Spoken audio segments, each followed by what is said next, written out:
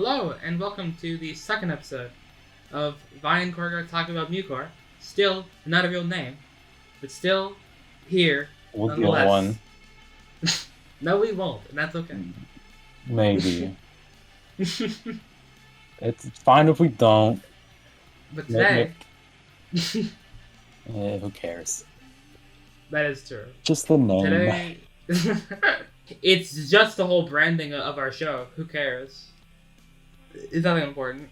Mm-hmm. Today we're talking about Loveless by My Bloody Valentine, a very acclaimed, probably the most acclaimed period album in the shoegaze genre. Although I would not call it a shoegaze album. It has elements of that, but I would call this a noise pop album, first and foremost. The noise pop as a genre is, of course, incredibly influenced by shoegaze. Like, one cannot exist without the other. Anyway. What are your first thoughts on this here album? So, like, my overall thoughts? Yeah. Amazing. I loved it. Amazing? I'm kind of surprised, actually. But really? Yeah. I didn't think you would like it that much. Seriously? No, I loved it. Okay. The way you used the vocals, I thought that was kind of interesting, because in some of the songs, they were like, let's make it as quiet as possible, to the point where you're going to have to look up on Genius what they're saying. But then on some of them, they're like, today I will make them audible.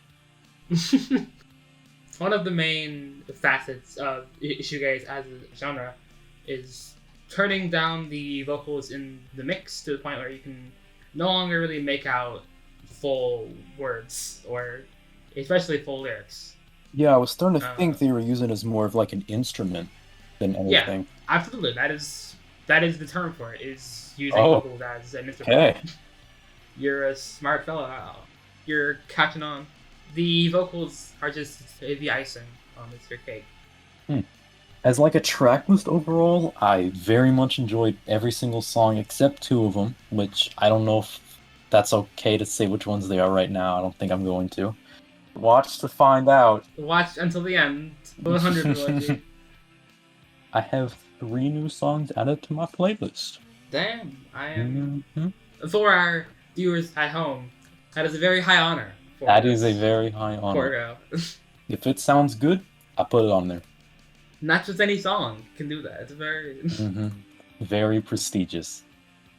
Did any songs from In the Airplane of the Sea make it on? Nope. Primarily because now that I know what that album is about, I cannot listen to it anymore. That is fair, I guess. But enough about that. I am glad to hear you enjoyed Loveless, because this is one of my favorite albums ever. Now that I'm thinking about it, I don't know why I thought you would not like it. I guess just because it's very heavy and very it's psychedelic, really, and that's and I don't know where you stand on that. I used to listen to quite a bit of psychedelic rock in my still going on musical tourist era, which I am always referring to it as that now. You can reclaim the term. It's okay. Okay. But yeah, I love this album. When You Sleep is one of my favorite songs. And if you're going to listen to one shoegaze album, and there are a lot of them, this is not a bad choice. I have not listened to any other shoegaze albums, but I will agree. It is just so full of this weird combination of pop hooks with this dense, drenched in layers of sounds rock instrumentals. And that's so great. I do want to give a bit of a background about shoegaze and this album's production cycle before we go into a track-by-track analysis. Alright. Do you know why it's called shoegaze? Actually, I think I do. I actually remember hearing about this once. Okay. Isn't it because, how do I put it? It's whenever they're playing, I guess, the guitar or something, they are, gazing at their feet. And that's, generally... That's, as far as I can go explaining it. This one critic went to some shoegaze concerts, and he saw, they're always gazing at their shoes to control the pedals that they play with. Mainly delay, distortion, flanger, chorus, stuff like those. Alright. He saw, they're constantly, looking down at their feet, which doesn't make for the very good stage presence. So we called them shoegazers, and the name stuck. And this album had an interesting production cycle. It's very telling of what this album sounds like. That production took so long and was so expensive, it nearly bankrupted the label they were working with. Because there's so many layers of sound. You gotta elaborate on this. You cannot just end there. I don't know if I can. Let me... Is there, anything you could, I want to know more about this. Let me see if I can find something. There's something on Wikipedia. Yeah, it's on Wikipedia. I looked at this, but... Okay, so... From Wikipedia, originally the label wanted it in 5 days. And they said, that's not going to happen. So they absolutely freaked. And here's a quote from the frontman of the band. We recorded the drums in September 89. The guitar was done in December. The bass was done in April. In 1990 we're in now. Then nothing happens for a year, really. It should tell you some idea of how it went. Huh. It took a very long time. Not that the label had financial problems. And I think eventually went bankrupt. Yeah, I'm looking at... It says they eventually went bankrupt and that the amount of, that it took to make the album was either $160,000 to $250,000 in... I think that's pounds. I don't know, I'm not British. Yeah, pounds. Yeah. You're not British? I can't believe this. Guys, my co-host was not British this whole time. Yeah. Put on a British accent for the rest of the review. God, that was awful. Alright, let's not do that. Let's not do that anymore. Okay. But yeah, also, now most of the members of this band have developed hearing problems. Unsurprisingly. Wow. Which once again tells you something about the sound. This is why I'm on this tangent. So, with that context, only shallow. That was interesting choice for an introduction. There's no build up or anything. It was just immediately yeah. Just immediately. And I was like, wow, okay, that's a way to start. I would have to read there. There's a short little drum fill, and then it just...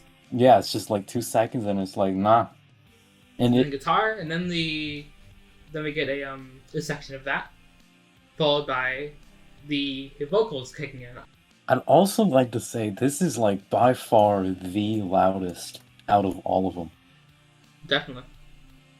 Which I was okay, maybe they'll go louder eventually, because this is pretty loud, but they wouldn't do the loudest as an intro. That didn't even cross my mind whenever I first listened to that. And then that was the loudest one out of all of them. And I was I'm just not realizing this. And I'm damn, that is odd. I don't know why they would do that, but... It certainly gets you hype, which is what you want in the opener, as they said before. So, after the thick, dense section of guitar, we get some vocals from Belinda Butcher, which can barely be heard.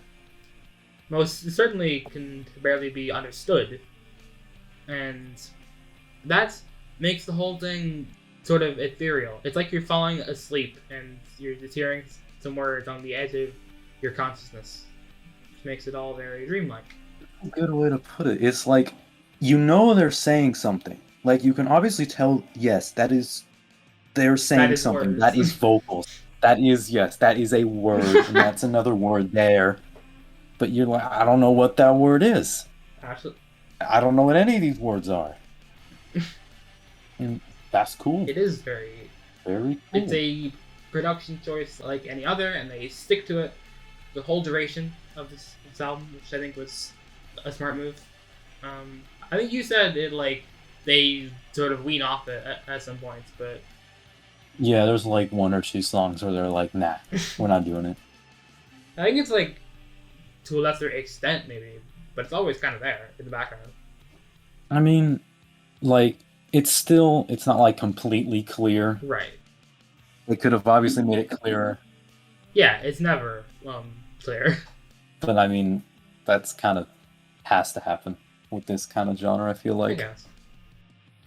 But yeah, Only Shallow has two pretty distinct parts, neither of which could really be called a verse or a chorus. It's just like part A and part B. One of which is that repeating, droning, distorted guitar, and then one is the sort of softer section with some softer vocals, and that trade-off is very interesting. I always appreciate stuff like that in my songs, regardless of the genre.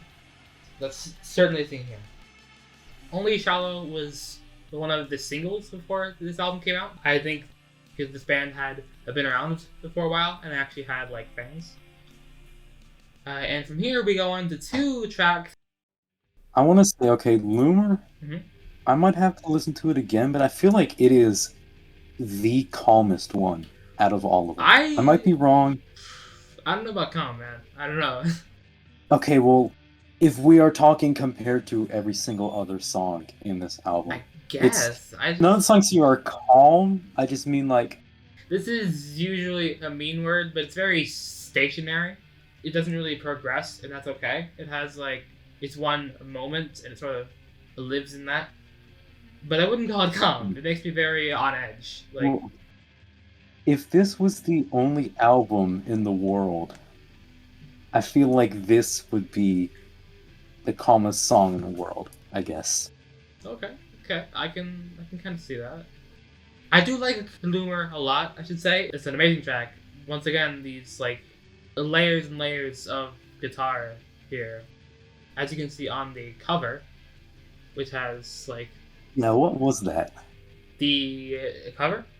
What is that? It's a picture of the frontman in the middle of playing like a chord with his guitar. Oh, I think I can kind of see that now. You can see the frets particularly. Yeah. Huh. People have said this before, and I have to agree that the cover is very accurate to how the music sounds. If you saw this in a record store, and you were like, I want something that sounds like that cover, then this album would be very satisfying. Because they're all kind of like, I guess, like bright. Right, and they're very... Which I feel like... Word for it. And there are things you can make out. It's all obscure. Yeah, you can make out like one thing. You might be able to make out two. If that is what I think that is, that probably isn't what I think that is. That is not what I think that is. Okay, you can only make out one thing, which is, I feel like, kind of close to the lyrics. So, the Loomer, like I said, kind of one idea in the song. We get some great electronic melodies. Once again, we got the layers of sound over this stuff. Yeah, I wanted to say, if you like focus on it, you can like almost like feel every single individual track. Yeah, I can get that. For me, this song feels almost three-dimensional. It's like this track is a room and I'm sitting in it. And these synths are aligning with the ceiling. They're like on top of the mix. And that kind of dimensional feeling is great. I quite like it. Alright. Want to go over Touch now, or anything else? You think of Touch, because it's, in my opinion, it's pretty similar. But my only thing that I have in notes is the raised eyebrow emoji. I actually didn't take notes for this. I was thinking about doing that, but I forgot. So I probably should. But yeah. Touch is a very interesting track. It has this sort of meandering melody that goes into very weird places. Yeah. I don't know how to put... It's like... What's like the... I hate making noise with my mouth. But it goes like... or something. What is that? I love how you keep doing that. I hate doing it, but I don't know what these instruments are called. And I don't know how else to describe them. It is mostly guitars. That's just not a guitar. It is. It is like you've driven through all these filters and pedals, but at the end of the day, it is a guitar. sounds like a car. Like yeah. I've heard people who don't like this album say that it sounds like a vacuum, which is accurate. I kind of wish that I thought of that it sounded like a car before I decided to make noises. It's alright. I'm gonna try and think before I speak. I'm totally leaving that in, by the way. No, god damn it. Okay, fine, I'll cut it out. You bet. Okay.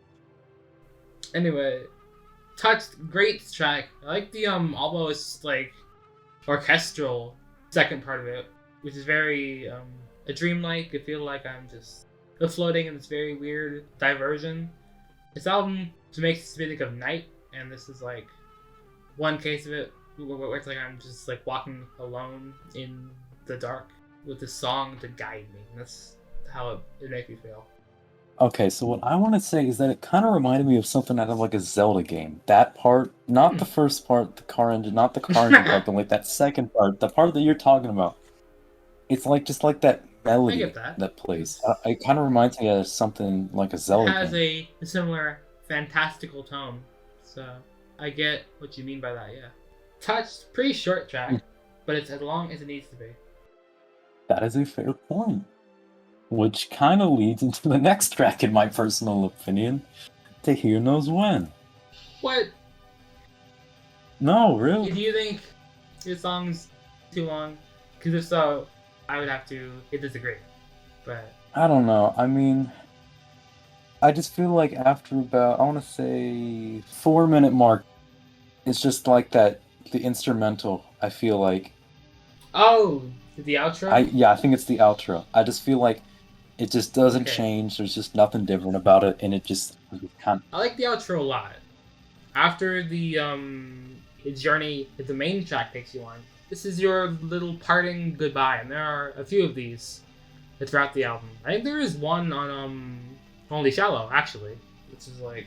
Yeah, we didn't talk about it then, but... Oh, yeah, there is. There is one, and it's great, because it's like a little different section, just to get you almost ready for like new ideas. So that's how I feel about it. Although in the last review, you didn't like the 30-second ambient intro, so I can't imagine you would like the 30-second ambient outro. But of Only Shallow? Or just in several tracks. I mean, I can like some of them. Okay. There was just something about that one, I guess, that I just found off. I think that's kind of the point. It sounds weird and almost creepy, but I do get it. Like, this album is certainly not for everyone, and parts of it will appeal to the different people. I feel like it all kind of works for me, even if it's not like your thing. Even if parts of it aren't your thing. I'm still in the mindset that you're not going to like this for some reason. But you do. I very much enjoy it. But you do, so I gotta get over that. But yeah. Is Hear Knows When? Personally, I think after like 4 minutes, it just starts to get a bit repetitive. You just kind of feel like I've already listened to this for like the past minute. I understand what's going on. This doesn't need to be any longer. What do you think of the main section of the track? Main section? Yeah, I like it. Kind of like... Okay. I don't want to say calming again, because it's not calming. I just don't know any other word. I do understand what you mean, in that it's like... relaxed, maybe? Yeah, sure. Like I keep saying, it's like you're in a dream. So it's not calm, but it's very otherworldly. And a lot of tracks in this album sound, quote-unquote, similar, but they're never samey, in my opinion. Yeah, I would definitely agree with that. And this is just one of them. If Hear Knows When is like pretty damn close to the other tracks, but it has its own unique identity. What with the kind of twinkling melody that they get from the lead guitar and the excellent bass throughout this track. I think it's really nice. We get some more sick vocals from Belinda after a 2-track break. Shout out my person, Belinda. Probably woman. Yeah, she's a woman. Okay. And that's a feminine quality to her vocals enhances this album, in my opinion. Yeah, I would. I think that might be where your comment comes from. It's like it's very like this is somebody taking care of you through their voice. It's like a lullaby, although with more guitars. I honestly can't remember much about this track, but it is pretty good. That's my problem with this album. That's like my one issue is that none of them really stick out to me, but the whole experience of all of them together, yeah, whole experience is great. Is more than some of its parts. Yeah, solid track. I like the outro, and my co-host doesn't, but the most important part of the outro, in my opinion, is that it sort of lulls you into this false sense of security, which then gets interrupted, and I have been actively jump scared by this next track. I've like been listening to it and at least you're honest. Which is When You Sleep, the best track. Yes. Probably the most melodic track. It's certainly in the vocals. The melody is just blissful. Yes, 10 out of 10. It's like I'm hearing something from heaven. It's crazy. This is generally regarded as the best track, and I would have to agree. I have never really understood what the lyrics are saying here, but I guess we should dive into the opening lines of "When I look at you, oh, I don't know what's real. Once in a while, and you make me laugh," are incredibly sweet and romantic, and somehow expresses that without even really being able to understand what it's saying. And these are from Kevin in this part.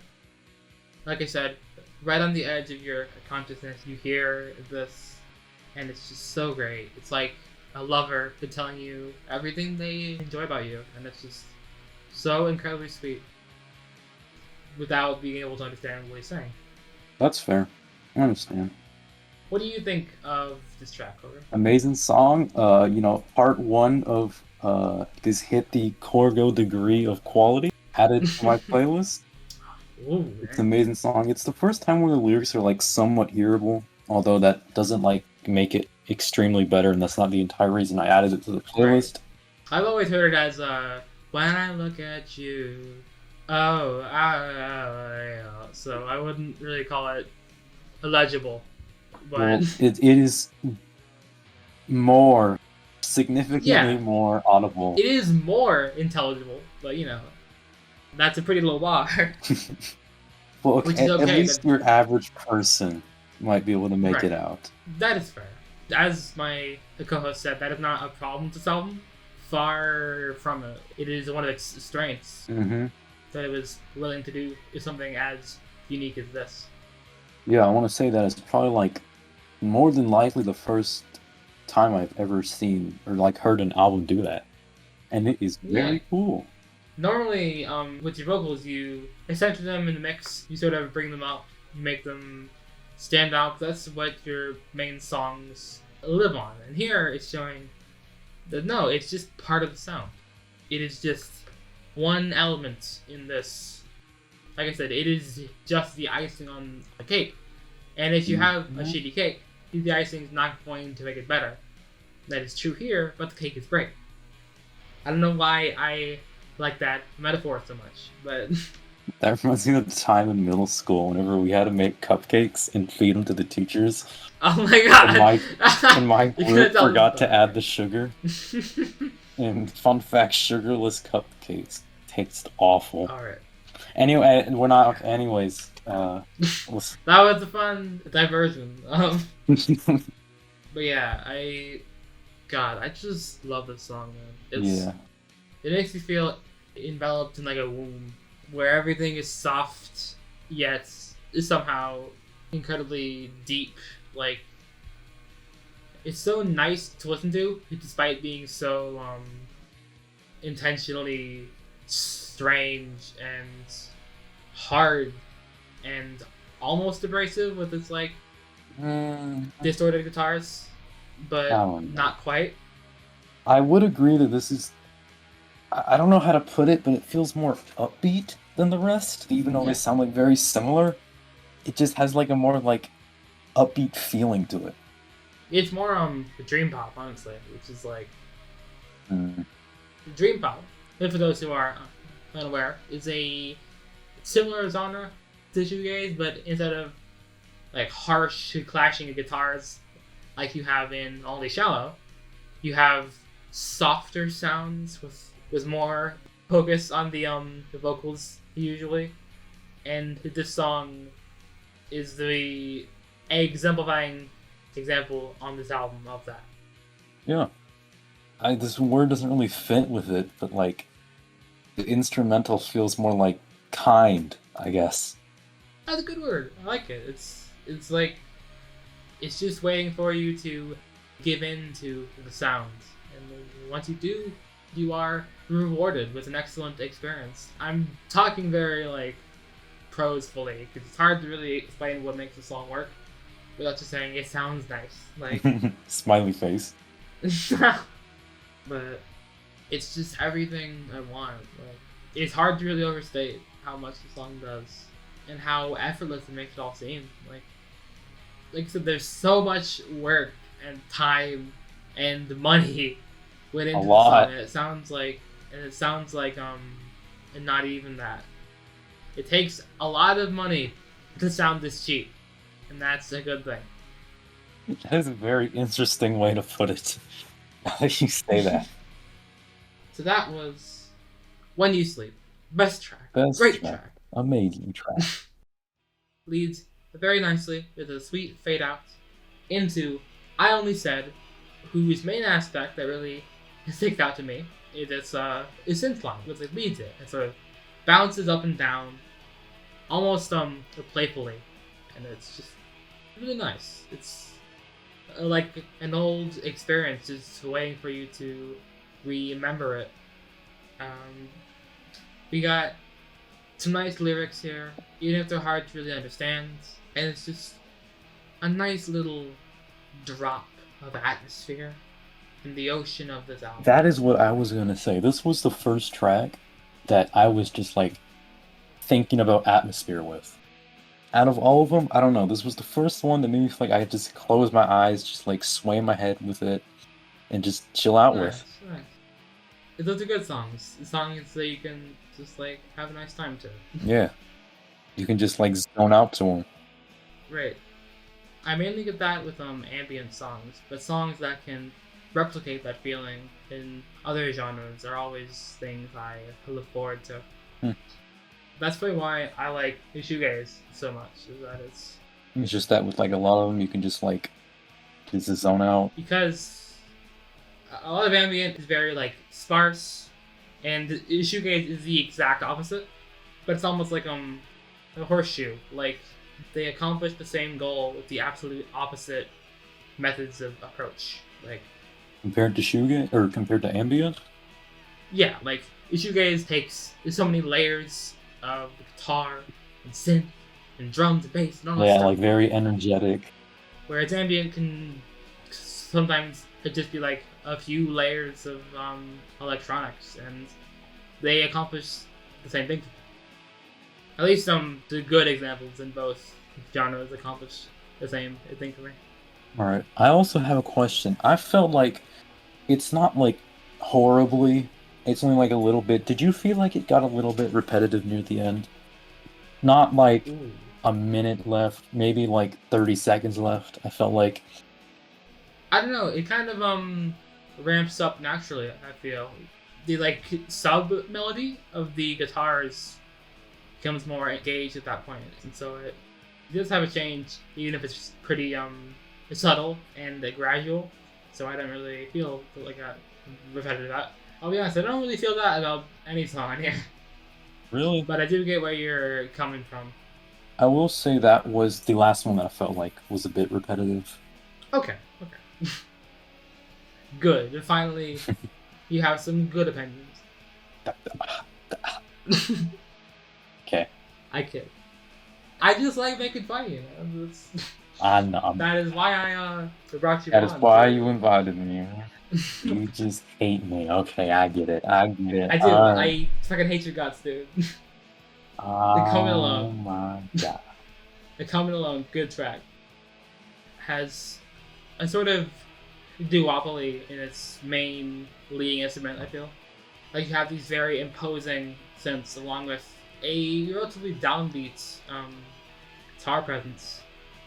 It all combines for an interesting contrast in like the lead instrument.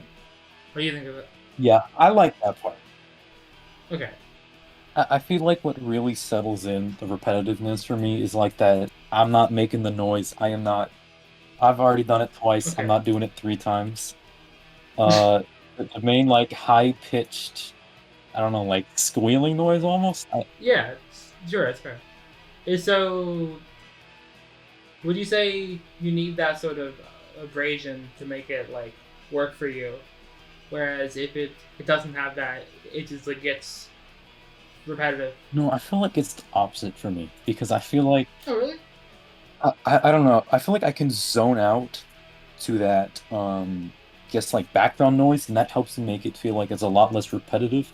But with that main loud, like high pitched, almost like squealing sort of, that like you cannot zone out to, Okay. and that is like a distinct pattern that stays throughout the whole Right. song. It's And very distinct, and that's what really sets the song apart, makes it good, in my opinion. You have that one, even if the rest was pretty repetitive, and it's not, in my opinion, you would still have that main piece of noise right in your face. Like, it elevates the rest of the track just by being around it.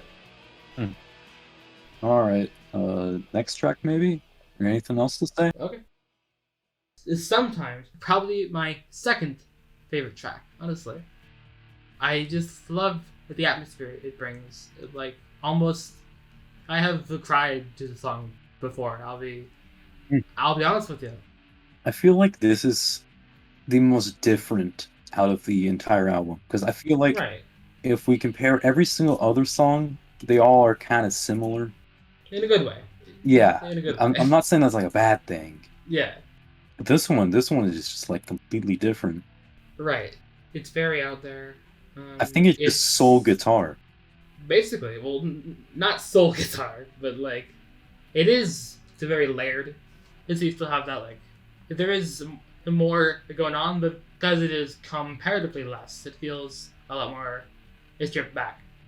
Especially when the rest is mainly atmospheric stuff, so you have that one lead with just the vocals that are more intelligible here, but still not, which keeps it engaging. I also wanted to say this is kind of like a mix between rough and calm. Is that like just me? I guess that kind of works. I still don't really agree with calm, but Relaxed then. sure. It just feels like any second that it could just like jump and just like raise into like this extreme like guitar, very loud, but the entire time it doesn't, and it just kind of just keeps like relaxed, not calm. Feels That's good, a very like, good entire song. description of it. Yeah, I couldn't agree more. It's the constant anticipation of something that really keeps you on edge. It really brings me over. Like it makes me feel stuff, man. Especially with these lyrics. Once again, at the opening lines, close my eyes, I feel me now. I don't know how you could not love me now. Which, yes, does rhyme now with now, but because it's so drowned in the mix, I don't really care. Yeah. Overall, good song. It is much different and not in like a bad way. Very good song. It is a needed change of pace, in my opinion. I feel like if it wasn't there, it would get kind of, we've heard this before towards the end, and because it doesn't, mainly because of the track. Like, That's an interesting point to bring up. Yeah. It really is a different angle to it. And that's a good word. It's a different angle on the same sound. Like it's showing us a different point of view. Yeah, it's like you can still tell this is like, it's like far from it, but it's not so far that it's like an entirely different thing. You can still tell that it is in like the same genre. Yeah, that's applicable. Okay, so I like sometimes quite a bit. After sometimes we get a vocal track. You can see we're kind of just switching up the main instrument here, and with this one we got one that that focuses on Belinda's vocals. Blown a Wish. Blown a Wish has a pretty loud vocal backing for the whole song. Or, like... Loud? Comparatively loud, certainly. Even if the lyric can't really be heard, it's still there. And her crooning melodies are just so soft to listen to. Once again, I just feel like I'm being lulled into a soft sleep where I can dream of this song. And that's nice. This is pop music from another dimension. I was just gonna say that. Out of all of them, this definitely feels the most like pop out of the rest. It feels, I don't know. Okay. I can get that in a weird sense. It's still like definitely not actual pop, but like right. as again, if we used the only album in the world. Right. Which is a fair hypothetical for imagining things. But yeah, I like Blown a Wish quite a bit. I like when she says make like this, try to pretend it's true. That's, you know, a nice little lyric that that the song like turns around on. It like the whole chord, it changes during that part and it shakes you from your stupor, which is such an interesting idea. It's just quite a nice song. Not really a highlight, but it sounds so good that even the indefinite album tracks are still like amazing. Fun Corgo fact, this is the other one of the two that I didn't like entirely 100% enjoy listening to. It just felt more like a song than the rest of them, if that makes sense. It probably doesn't, because that sounds really stupid now that I say that. I think I do get what you mean. I'm sorry for laughing at you. No. Like, I've done that enough. Like, I do get what you mean, actually. Like, this is the most traditionally structured and, like, sound-wise. Which kind of it throws you off, given the rest of the album. Yeah, so, definitely. I get why you wouldn't enjoy it. I like it a lot, but I do understand how it changes the pace in a row. It might be, disconcerting. A fancy word. This album has a theme of romance throughout, and that is one thing this band have explored a lot, and that comes into play here. I like when I talk about it because, like, being in love can feel like you're sort of on this other planet, looking in at everyone else, and this album's songs can feel like that too. So it's if that makes sense, like I can kind of see it. It feels like being in love, which is kind of beautiful. I just kind of. Alright. On to the penultimate track, What You Want, which has some pretty similar ideas to the rest of the album. I believe this is one of the tracks with sort of an outro. What do you think of this one, Corgo? This is one of the Corgo certified playlist tracks. Let's fucking go. It is, again, single album in the world type thing here. It is one of the more chaotic songs on this album. I was nodding, but you can't see that, so. I would also say how the instrumental just like kicks in after the first chorus ends, or the second chorus too. That just like solidified it in for me of like, damn, this is awesome. That's a nice moment. I can get behind that. I like this track quite a bit, mainly because of the lead instrument. I feel like it's driven by that even more than the other tracks on this album. Like, it's really full force inspired. It's all coming from this one. This one guitar line that just burns through those opening few bars and continues throughout most of it. Like, such a nice melody. Not nice in the I would say traditional nice. sense. Okay, traditional sense, sure. But very is standout, really. And not only on this track, but perhaps the whole record. We get that little twinkling ending piece, which what do you think of that? Like, I thought it's kind of like a nice break. Because as I said, this is one of the Yeah. more chaotic songs Right. on the album. And it's kind of like just this nice, like, I don't know, break from all that chaos. Right. It very much needed to exist, as it leads us in to the final track, which there isn't really a good transition between the two without something like this. So with this, we can go full force into our last track, which is very different than the rest of this album. I would argue it's very solitary. SAT word.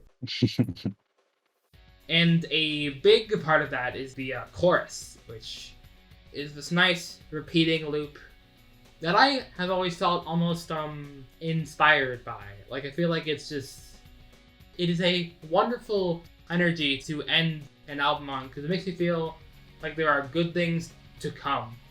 Like, it's a brilliant finale in that it shows, rather than like wrapping things up, it instead looks to the future, which is like the opposite of what you would think they want to do.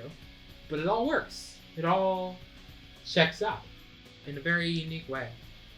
Yeah. Soon, one of the best tracks, but they're all good. If you've been picking up on what I said, there were 3 Corgo playlist tracks. I have only name dropped 2 of them.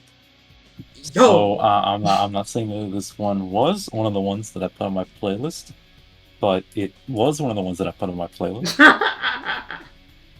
I'm surprised only Shallow didn't make it. I don't know. I'll listen to that one again. I might. Okay. It was pretty good.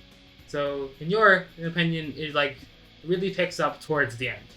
It really shines then.